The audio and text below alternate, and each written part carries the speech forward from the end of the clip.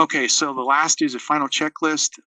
I've tried to put together a culmination of things that I use to go through as I'm making these. I know I've probably made it a little bit simpler than some of you may be frustrated. Don't be frustrated. Just takes practice and a good checklist. And so I thought putting this in here may be valuable.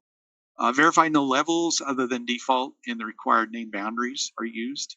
Verify no element templates are in the file. You don't need them. No feature definitions should be in the file, or symbologies or annotation groups or annotation definitions. Verify the name boundaries are set to the correct level.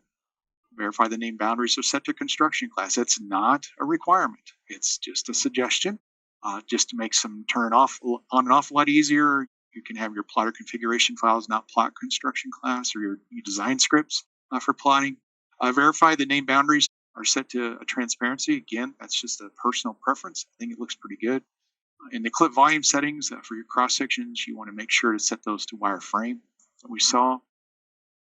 In the presentation settings we talked about, wireframe display, you want to turn on your fill settings, right, in your presentations. And a dual port view, had the second port's properties been renamed correctly, and in the sheet model has paper size been set.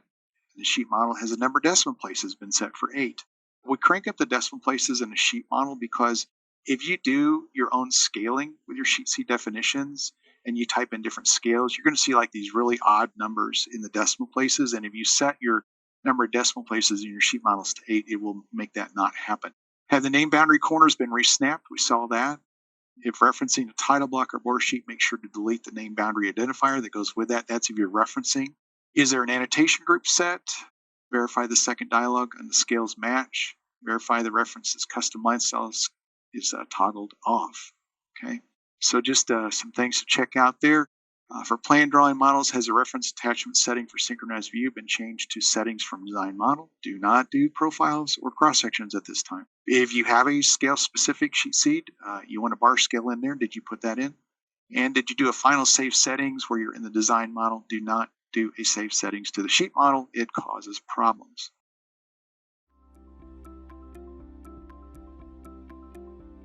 If you found this video helpful, please give it a like. If you want to see more such series, consider subscribing to our channel. Thank you, and see you next time.